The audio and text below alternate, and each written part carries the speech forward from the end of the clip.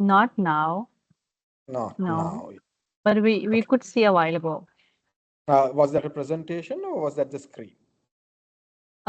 We could see the presentation as well, and then you moved it, so then we could see your screen.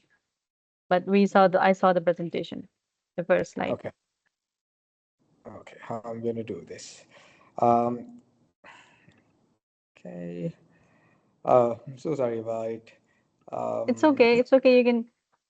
Can you see the share button yeah, I do see icon on the that. top? Yeah. Okay. Do you see it now? Yes, we do. Okay, lovely. Super. So before I start this one, the presentation, Yusra was very kind enough to give an introduction about myself. Thank you very much for that kind introduction, Yusra. Um, I have been working with many organizations in Sri Lanka, but I was lucky enough to work with the Pakistani talent, especially during my stints with British American Tobacco and now with Daras. I've done short-term stints when I was with BAT with Pakistan, and now from this year's April onwards, I head HR for both Daras Pakistan and Daras Sri Lanka. So Pakistan is a place which is very closer to my heart, and I'm really fascinated with the warmth of the Pakistanis, the hospitality of them, and especially the talent what they bring into an organization. So, and in that context, being a graduate from the University of Lums, the Lums University, I think is one of the best things Pakistan could attain. And in that case, you all are lucky to consider Lums as your alma mater and also to represent Lums in the corporate world. So today what we're going to discuss is about corporate ethics. Now, I'm sitting thousands of miles away from you, and if I'm going to talk to a screen, it's going to be pretty boring. So I would encourage if you could also start contributing. In your terms, what do you think as corporate ethics? Can anyone give me a clue as to what is corporate ethics?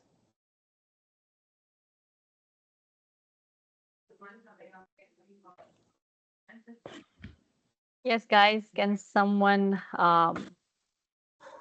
tell Kaushal what is your understanding of corporate ethics?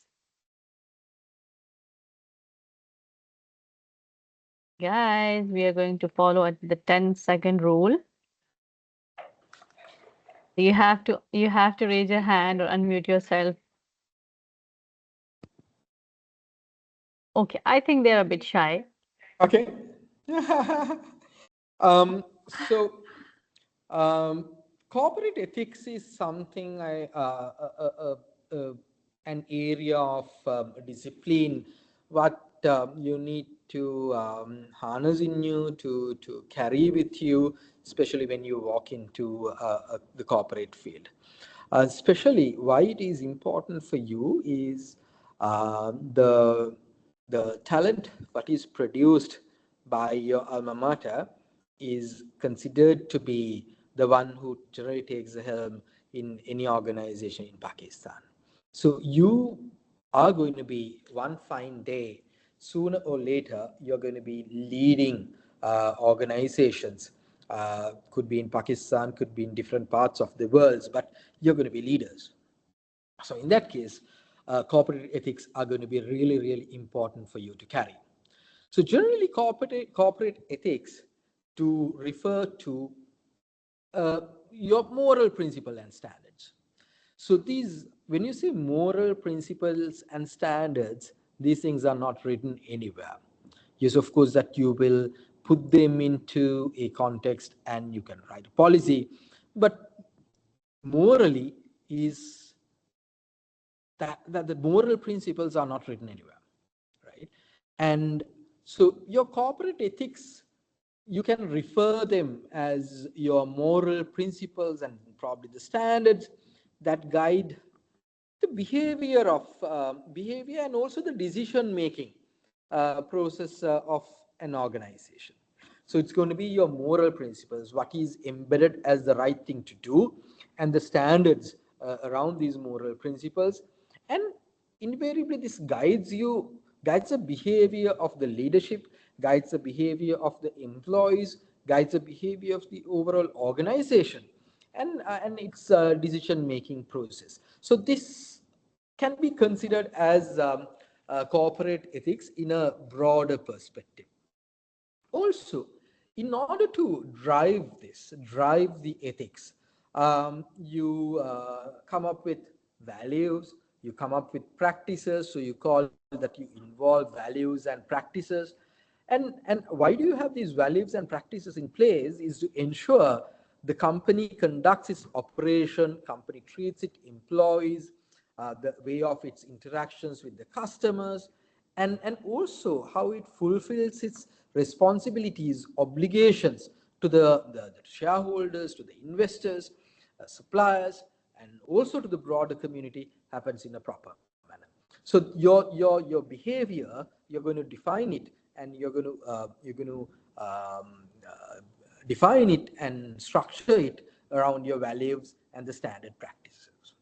And most importantly, in nowadays world, your corporate ethics plays a vital role because one is when you have a proper ethical corporate framework that helps you to comply with the legal requirements, the governance frameworks, and also most importantly, the societal expectations. We are living in a day and age now than any time else, where the society expects us, the organizations, to act in a responsible manner, a socially responsible manner. So for any organization to be successful, so they have to not only deliver a service, not only deliver a product, not only make profits, but also they need to abide by these social expectations, the societal expectations. So on that grounds, the corporate ethics comes to the forefront of nowadays business, and especially being an alumni of LUMS, it's going to be very, very important for you, because for you to lead a business, for you to drive a business, corporate ethics are going to be your building blocks of your leadership capabilities. Are we now clear on the corporate ethics part, what it is and how it entails, and what's the bigger context of corporate ethics? At least I need to have a yes or a no. Come on, guys. Yes. Yes. Thank you. Now what we need to see is, as far as we are clear about what corporate ethics are, now what we need to look at the core principles of corporate ethics, right? So if you have to define your corporate ethics, the core principles, you can go on and on.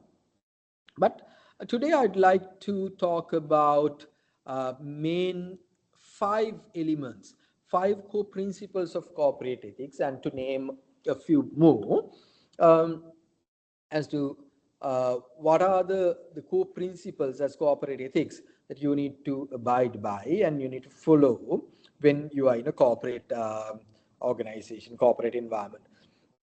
Can any one of you tell me one of the core principles, if not one of the ethical standards that you are expected to practice, abide by when you operate as a corporate citizen?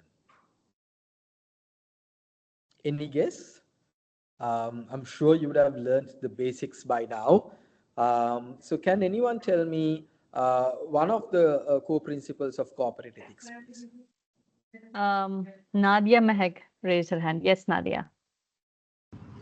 Hi. So I think honesty, care, and respect are some core principles of corporate ethics. Great. What a fabulous answer, Nadia. So honesty and integrity comes into the forefront of corporate ethics. So integrity you can define as being honest, consistent, transparent in all your actions and decisions. Is that right? So honesty is your integrity, your consistency of action, your transparency in all your actions and decisions is your integrity. And and what it means is doing the right thing even when no one is watching you, right? So let's say when people are watching us, when we are being observed, we are obliged and we are pressured to do the right thing. But integrity and honesty is where that you are doing the right thing even when no one is watching you. That's the test. That's the litmus test of being honest and being led with integrity. And also, you need to uphold the strong moral values in all your business dealings. So, that is all about integrity. So, Nadia touched another point where you spoke about respect. Nadia, why do you think respect is considered as one of the core principles of business ethics, the corporate ethics? Why do you think so? I think there is an overlap of different core principles of ethics. Like now, if there won't be respect, then there won't be transparency. And Mm-hmm. so, just to go with to encompass like all the core principles of corporate ethics, I think respect is a very important factor. I mean, it basically shows that I mean, it's like more linked with integrity as well. I mean, Yeah. if there is respect, then there won't be transparency or there won't be motivation. So yeah. Great. I mean, good answer. So uh, nowadays, what we discuss, what we speak more is the diversity, right? Let's say when we are working in a local conglomerate, you will have racial diversity, you will have religious diversity, you will have gender diversity. So as when you start working in a multinational organization, this will further expand. You will have different communities, different nations, different religions, different viewpoints, different political views. They start working with us. So when we have a diverse workforce, when we have a diverse set of colleagues who are working in organizations towards a common goal, so respect is all about then valuing others and maintaining a professional and a courteous environment for everyone who works with you, who works under you, who works around you. So this also include respecting one's rights, one's dignity, irrespective of where they are coming from, and also respect towards the contributions of all employees, your customers, your stakeholders, towards your organization, and also building a culture of mutual respect. We all know that um, the, the, the mantra is that you earn respect by you giving respect. So, building a culture of mutual respect is once again a challenge and a task for all leaders, but which means respect is one of the core fundamentals of your corporate ethics. What more? How about transparency? Nadia briefly mentioned about transparency also. Do you think transparency is a core principle of corporate ethics? Yeah. So transparency is also generally considered as a core principle, where transparency about openness, clear communication, and so when you're transparent, what happens is organizations do have they align their operations, they align their decision making process in a very transparent manner, which means there are no hidden agendas. Anyone and everyone who's involved in the business do have the visibility of what is happening in the business. So, which means the margin of error and the margin of wrongdoing is going to be really, really less because everything is transparent and anyone would be able to see it and comment on it. Now, adding to integrity, transparency, and respect, then what happens is in an organizational context, what is important is that you are being accountable. Accountability is also considered as one of the core principles of corporate ethics. So accountability you can refer as taking responsibility of one's actions and decisions, right? So we've seen in various occasions where people who call themselves as leaders, they take credit when things are going right, but when things go wrong, that they don't, they escape from the situation. So accountability is one taking the responsibility for their actions and the decisions they take. So, which means accountability requires individuals and the organizations to acknowledge their mistakes. Right? So we need to, if we've done, committed a mistake, that we need to acknowledge it. And most important, that we need to learn from it, learn from the mistakes and make amends where necessary. Right? So once this happens, like when you have the accountability, when you have a leadership who's being led by accountability and who is always accommodating, or like who thinks that mistakes are not grave, repeatable mistakes are grave, but I mean anyone can commit a mistake. But what is most important is that learning from the mistakes and learning out of those. So when this happens, when you build in this habit in the organization, so this fosters a greater deal of trust, a greater deal of trust and the respect among the stakeholders in the organization. So a higher deal of trust means a greater deal of safety and security, which means a greater organizational culture. So accountability is one of the core principles that you need to drive as a core principle of ethics. Now, when you become a leader, uh, beyond accountability, what you need to have is, we spoke about respect, and also you need to have fairness in running your operation, with your dealings with your employees and the stakeholders, right? So, which means that you as a leader, um, treating everyone, every individual, every stakeholder involved in the business or the organization, or any process, in an equal manner without any bias. Right? You treat everyone in an equal manner without any bias, which means that you take off, you omit favorism, but you take decisions based on merit, ensuring equal opportunities and avoid discrimination or favorism, as I said.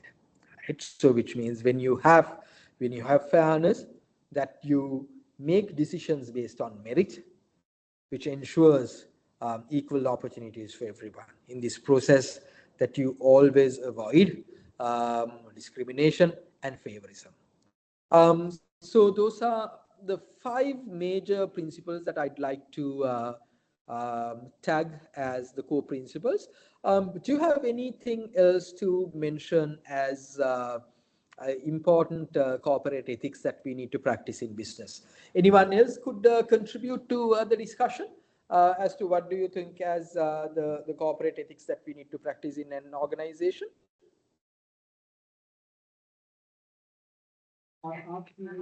Yes, come on, guys.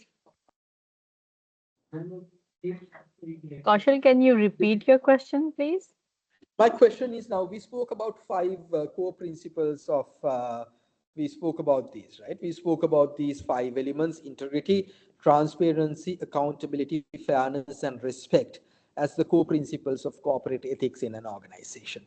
What I wanted to hear from the audience is if anyone thinks beyond these five areas, whether there are many more they can name as core principles of corporate ethics. Yeah. So Nadia has to say something. Yes, Nadia. So I wanted to mention care is also another very important factor uh, that has to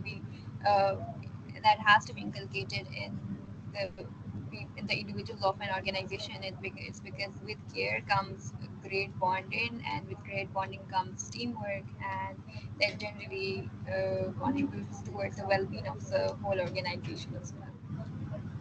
Okay. Nadia, I couldn't catch what you said. You mentioned teamwork. I said care for each other's Care for well-being. each other. Okay.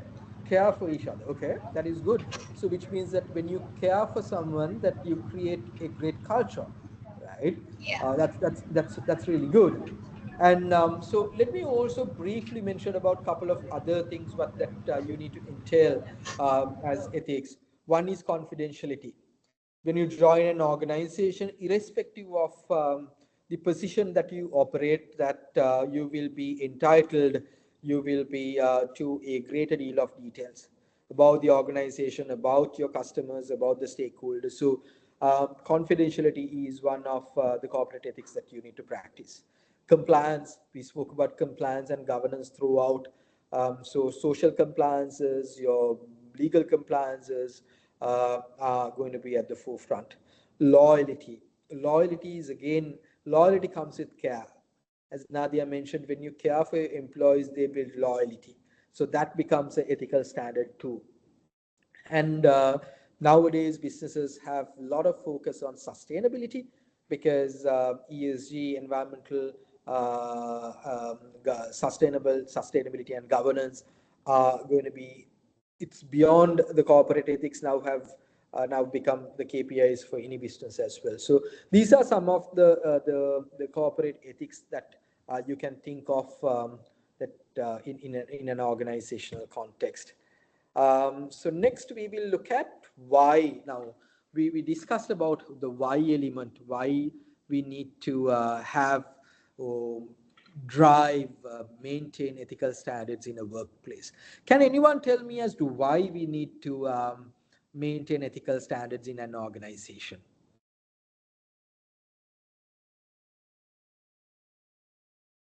Why do we need to maintain ethical standards in an organization? Yes, guys, I think yes, Nadia, Malik, Mehak. Yeah, so I wanted to say that these ethics are important. It's just to, at the basic level, like to avoid any disruptions and Okay. to create some certainty and to create a basically a guideline for everybody to follow. It's because if these things won't be in place, then a lot of disputes would arise, a lot of disrespect would arise, and overall the organization would just collapse without some moral ethics followed by everybody in the organization. Good, great. So when you have ethics, do you think when an organization have a proper ethical framework, the organization do wrong things? Um, Technically, it shouldn't, It shouldn't, yeah? but It it's shouldn't. like a very slippery slope. I mean, actually, I have a question as well that I'll ask at the end. Actually, Sure. so this was more like my question to Sure. you. Now, great that we can take the question also towards the end. But when you have, when an organization is driven and governed by a solid ethical framework, the organization will always try to do the right thing. So, which means when the organization is with high ethical standards, they do the right thing, which cultivates and fosters a great amount of trust between the organization and its stakeholders. Your stakeholders could be employees because they see on a daily basis the right things, the right approach, the right actions, the right decisions the organization do take. And also your customers are also, they see what the organization does. Your investors do see that, and enlarge the community.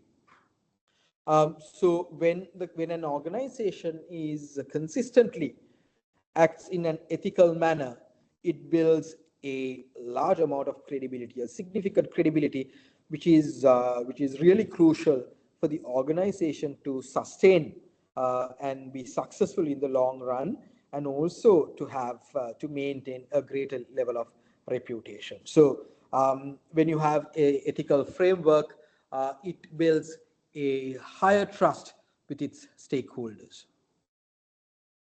So and so with this level of credibility, it could be of for your product, it could be for your service, but finally it's going to be for your brand, which means when you operate in an ethical manner, when the organization is known for its ethical actions, ethical decisions, ethical ways of doing things, it enhances the organization's reputation.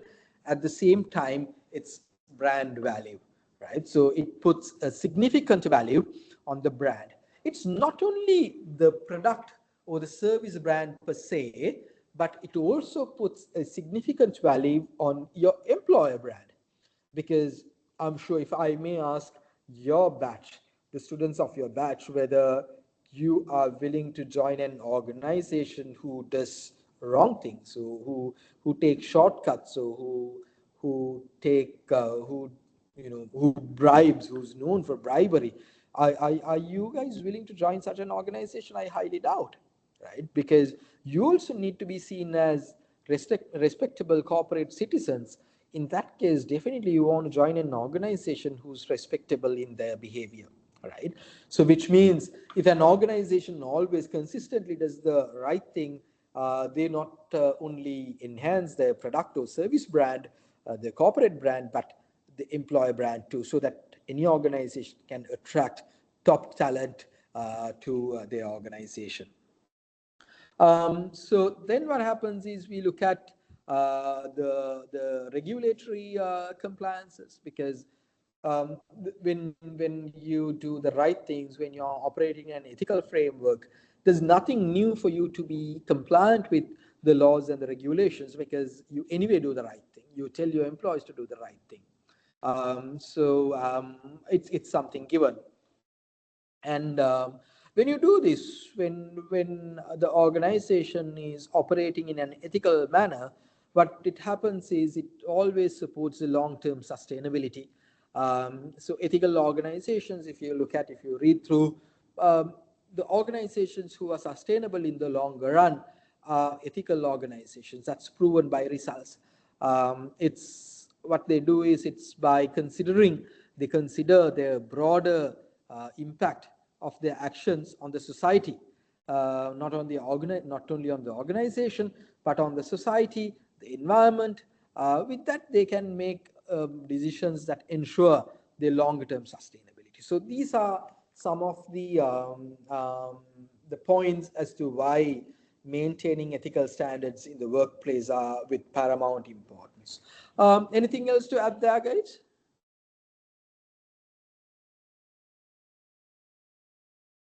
Anything else to add there? Okay. So,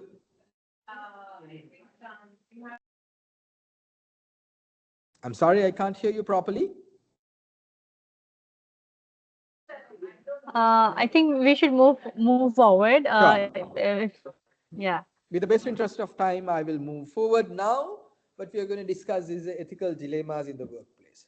What are ethical dilemmas? Can anyone tell me what are the ethical dilemmas? What is considered as ethical dilemma? Have yourselves ever faced ethical dilemma? Okay, let me put it this way.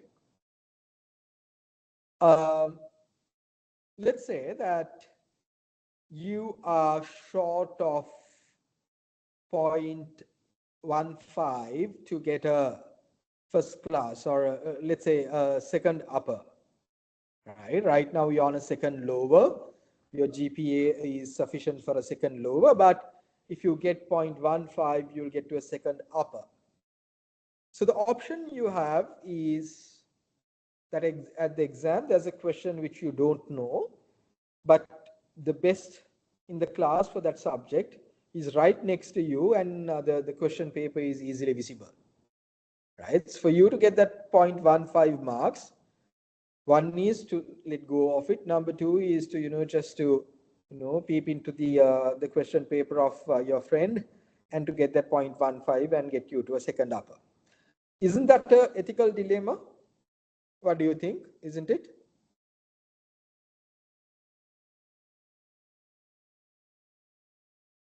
Can anyone tell me Come on, whether guys. It is. Raja is typing, and Nadia says yes, it is. it is? Exactly. Because ethical dilemmas in workplace or any situation would occur when an employee or when an individual in an organization or any context faces a situation where um, we must choose between two or more conflicting ethical principles or values or obligations, right? So that is where you really need to step up your game and to make use of your brain to make that right decision, because you are at a juncture where you are given a choice uh, between a couple of choices, multiple choices, conflicting choices to do the right thing. So that is where your maturity would come in. Um, so when in such situations, generally these situations would involve a conflict between doing what is right and could be that is by following your value framework, following your SOPs, policies, procedures. Uh, so that's the right thing. That is the difficult thing versus the other element which is considered or to be seen as advantages in the short run, right? Of course, such advantageous things will drive a lot of negativity in the longer run, but seems very lucrative, seems very advantageous in the short run, right? So that's why you need to really use your brain to understand what is right, right? To be led by your moral principles, to be led by the organization's value framework, to be led by the standard operating procedures, policies, versus the things that you see as advantageous or lucrative in the shorter run, right? So if we look at some of the most seen ethical dilemmas, one is we consider as conflict of interest. Can anyone tell me what is conflict of interest? Let's say you become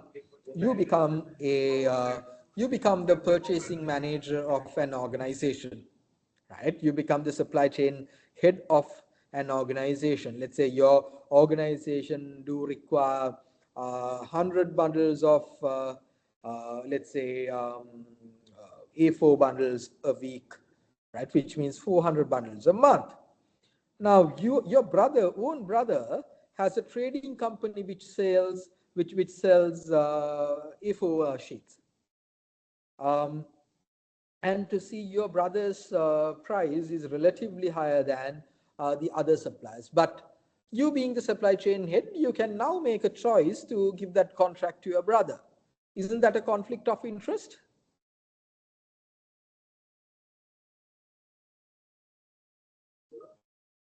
It is. I'm sorry, I Yeah. don't see the screen, so I'm just seeing the presentation. So Yeah, I yeah. need to. It is. Um, So uh, likewise, yes, Yusra. yes, I can read out the chat box. Like, yeah, we got Yeah. yes. Yeah. And likewise, there could be multiple situations, especially when you get to the leadership positions. You will be faced with a lot of situations, instances where you will tussle between situations, right? Because when you grow your network, you'll have your friends, your family, your known people that who really will come your way in terms of your decisions. At that point, unless otherwise you develop this habit of a greater deal of transparency, a logical approach of doing things at the beginning itself, you're going to be fall in trouble, because every time once you broke this principle, there's no way out of it. At one point, if you break, if you involve with a conflict of interest, it's very very difficult for you to come out of it. So my dear students, you always need to make it a point to say, wherever you go, one of the one of the most dangerous things that you need to look out is conflict of. Then you can talk about the misuse of company resources, right? So you would have heard that there are people that who use company fuel to roam around the country, right? Maybe using company printer for your personal prints. So, I mean, those are very basic ones, right? Now, day before yesterday, the Sri Lankan Supreme Court issued an order where the minister who was in charge of disaster recovery in 2010, he had used a vehicle donated by a Scandinavian country for the ministry. He had used it for his personal use. After 13 years, the Supreme Court of Sri Lanka, day before yesterday, announced a rigorous imprisonment of 2 years for him, right? So, which means even the government frameworks are heading in the right direction. I think there's a long way to go, but still they are, right? So, in that case, what we really need to see is when we get to a corporate, it's really, really important that we use these resources in a responsible manner. You imagine you being a leader, you being a boss. If you are misusing your company resources, how can you go tell someone else not to do it? Confidentiality is again another point. For an example, let's say you are the human resources director. A credit card company would come and tell you, I need to approach people who have a salary of 500,000 rupees or more. Will you be able to help me? Right? So, I mean, easily what you can do is you have the master database, you can do the filtration and you can give it to him. But is it morally right? It is not, because without consent, you can't share any employees' details. So as your company, let's say, company details, right? Let's say you would have seen if you get when you get to leadership positions, your position itself is worth of millions because someone could come and say, hey, give me this data, we will pay you in millions. But what you need to understand is the company had trusted you, they put you in a position, they have kept all these important information with you because they trust you. So you got to ensure that you fulfill that trust. So confidentiality is of paramount importance. Discrimination or harassment of any nature, could be sexual, could be racial, could be verbal, could be physical, is considered as an ethical dilemma. Unfair treatment or favorism is considered as ethical conflicts. For an example, let's say in an organization, especially when you go to the leadership ladders, that uh, we all human, we can get involved, we can get into, let's say you get into a romantic involvement with maybe one of the other parties working in the organization. Could be one of your team members, could be from other team member, from another team. But let's say now there's a possibility where you can use your position power to make a conducive environment for them, maybe to give them a salary increment, maybe to give them a promotion. Do you think that the rest of the people in the organization are blind? They are not, right? So they always take a point to say, hey, so and so is being treated differently because he or she is being treated by so and so. So which means by way of doing this, you are killing the reputation, the credibility of yourself, at the same time the entire organization, which is not right. And also, let's say, imagine that yourself as the chief financial officer. Now, let's say the organization, the parent organization, is pushing you to have profitability recorded. Let's say in terms of your plan that you have said in the month of August, you're going to be profitable. But to see your numbers are off. But you know for sure next month you get to profitability based on the trends. One thing what you can do is you can cook your books. You can cook your inventories, you can cook your debtors, you can cook your creditors, and ensure that you report on books, you report your month as profitable.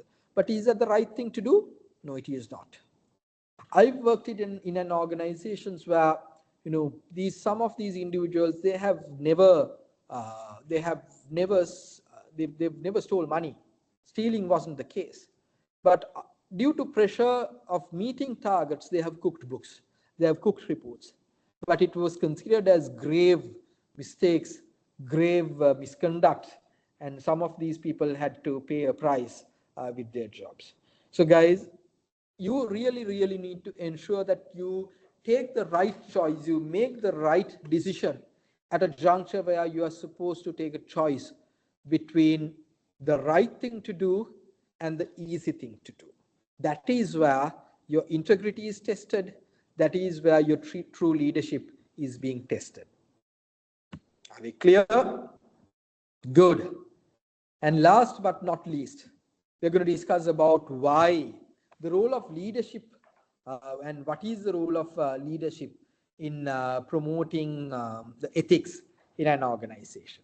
I think more or less we discussed the role of leadership in all the points what we discussed today, but primarily the role of leadership in promoting ethics in an organization is setting the ethical tone, right? Because an organization is consisting of many individuals coming from diverse backgrounds, but the leadership is going to be small. It's going to be a limited number of people who are at the leadership, who are at the top of it, who will be driving the organization. So you yourselves have the greatest obligation and the responsibility to set the tone of ethical standards, to set the tone of ethical behavior, right? So it's not about preaching it, right? But also what you can do is you can get the rest of the organization involved and come up with maybe a value framework for the organization. It's not that you're trying to enforce things by force, but you're trying to inspire them to get into an ethical behavioral framework. It's not about preaching, it's all about acting also. So you need to be role models in this exercise. It's not that you say, hey, look here, these are ethical standards, these are value frameworks that we need to abide by it. It's very easy to say, but what is difficult is to prove.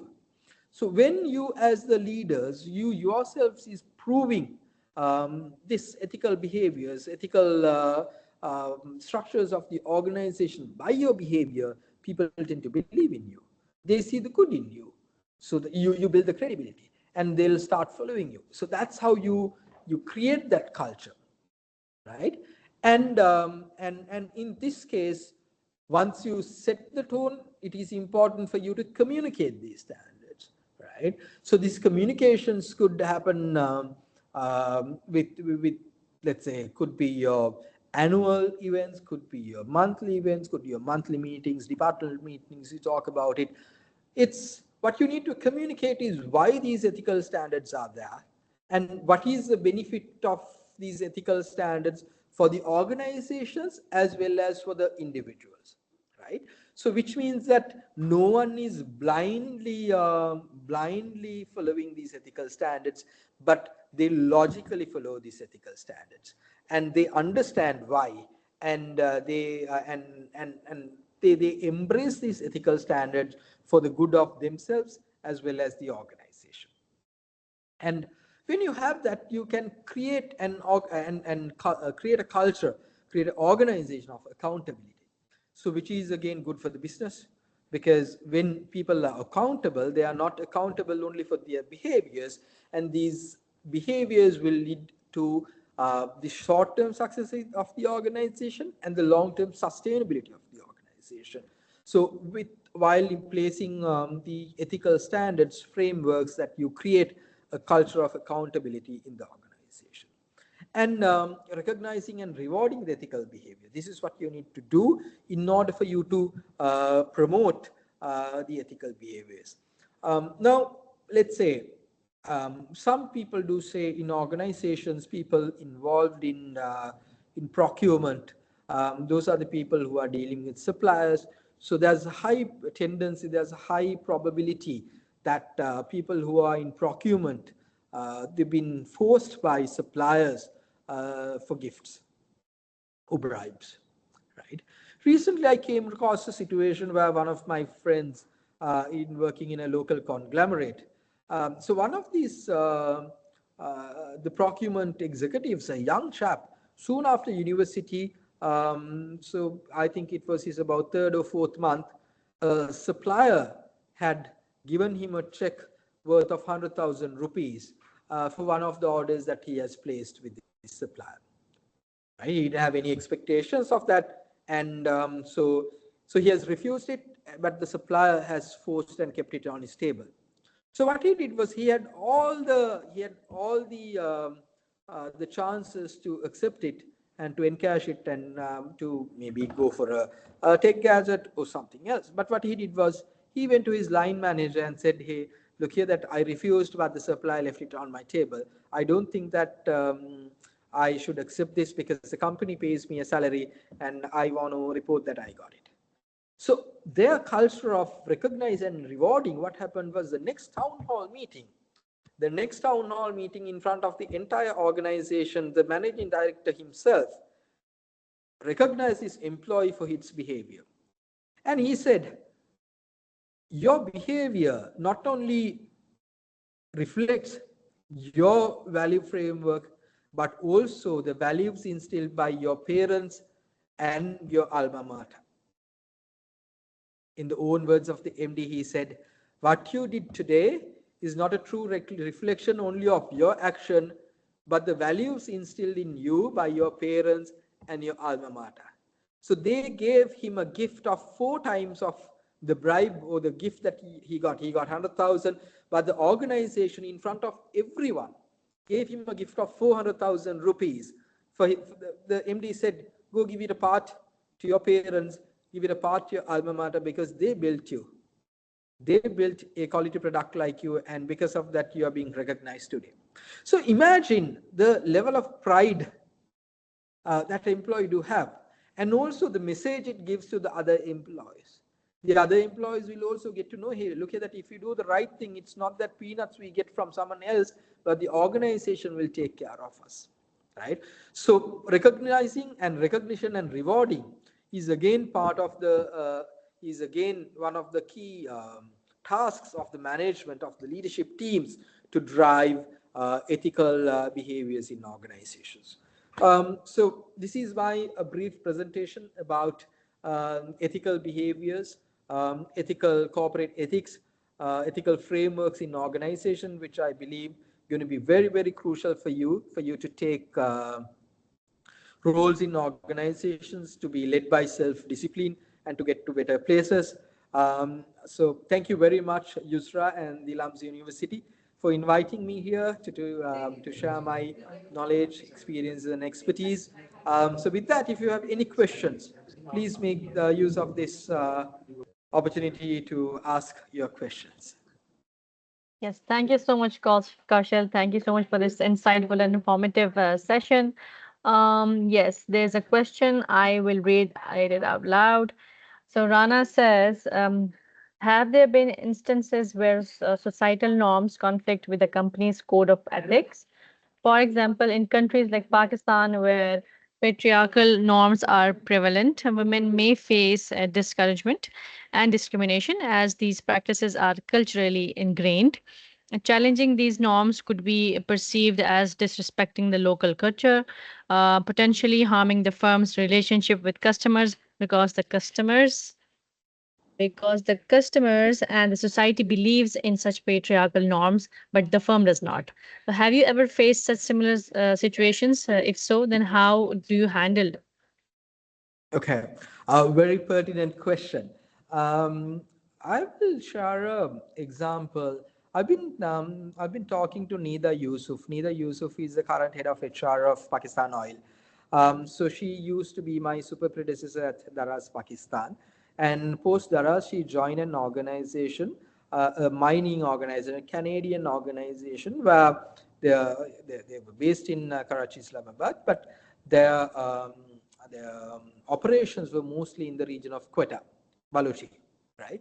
So if you look at Quetta, Balochi, their thinking is very traditional, especially in terms of inclusion of gender to workplace, right? So of course that, as you correctly said, there had been a conflict of the societal expectations versus what the organization, being a part of multinational, what the organization believes as right. So in that case, the easiest thing to do is to say, hey, look here, that we are operating in this Quetta region, and they are very, I would say, risk aversive. They take a very traditional approach in terms of dealing things, but neither took a different approach.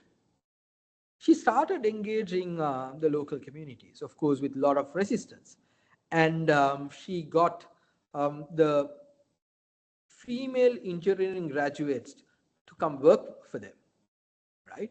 And she was able to have about 6 to 10 female engineers from Quetta to work with them as mining engineers. If not for her action, these females would have been not exposed to the employability, or they would have been traditional housewives in that region. But what happens is when you get there, when people start talking about it, it will automatically create ambassadors. You look at Saudi Arabia now. Saudi Arabia is a very used to be a very conservative culture. Now, with the evolvement of that economy, they are also trying to be very liberal in terms of their approach. They have female pilots. They are also encouraging the external world to come there and start investing. They are also looking at the employment of women and giving them opportunities. But as leaders, what you really need to keep in mind is you can't completely move away from the societal expectations or to say they're wrong. What you need to do is you need to collaboratively, cohesively do this. You need to make them part of your problem. Unless otherwise they become part of your problem, they will not help you. And also you need to have a very high level of sensitivity towards the expectations, their concerns, so that you will not take a rigid way of opposing them, but also understanding their sensitivities, understanding the expectations, viewpoints. You will be collaborating with them to find an amicable solution. So if at all, if you want to make a change, this is how you could change things.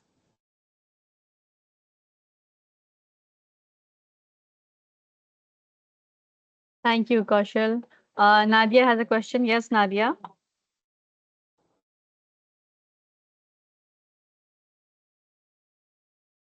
Can I just speak up like without typing?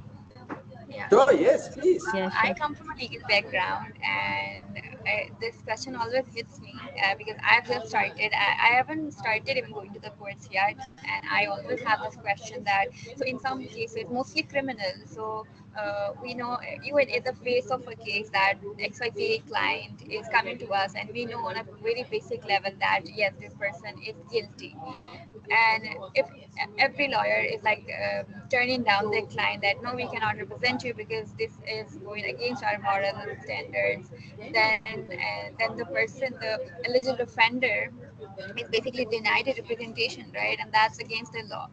So does that mean that there should always be some lawyer, like bad lawyers, who would compromise their integrity and their honesty, loyalty towards their ethics, and just represent the client and fight for them, and or like what's the way ahead? Okay. Um, uh, a tricky question, but I'm I sorry, I would can say if you hear have, you. sorry? Yeah, I can hear you. Yeah. Yeah. So what I say is if you have that dilemma, you shouldn't be opting to become a lawyer. Just kidding. But see, that's a lawyer's job, right?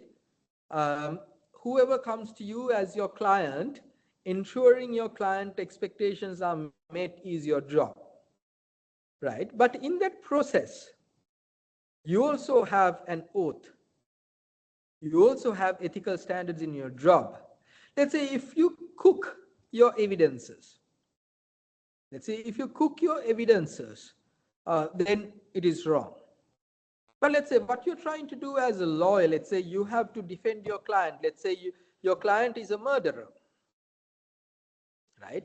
Your client is a murderer and you need to now defend your client. In defending your client, yes, he has killed someone. But how are you going to defend is that you are trying to find a, you will go by the rules, you will go by the legislations, you will go by the case laws and find a point where you can make use to the advantage of your client, right? If you are going to cook the evidences, if you are going to fabricate the evidences, then you are doing something wrong. Then you can question yourself as ethical dilemma. But instead, if you are trying to break the arguments of your opponent, right? And if you're trying to find, leeway, if you're trying to find some element and some relief from the case law, from the books of law, from the acts, and to make you use of that for the benefit of your client, I think you are doing your job. I would say if I'm a lawyer, that's how I'm going to justify my action. Of course, it will give you a lot of social pressure. It will give you a societal pressure. But as a lawyer, I think you're doing your job. Okay, thank you. That's fair enough. Thank you. Thank you. Guys, do you have any other questions before we end this amazing session? I think you've pretty much explained everything, Kaushal. Thank you for this insightful session. It was very detailed. Thank you for taking your time out of your busy schedule. Yeah, so thank you so much for your time, Thank you, and yeah, Vishwa. have Thank a you very, very very much. good day. Pleasant weekend. Take care. Bye. Bye bye. Bye.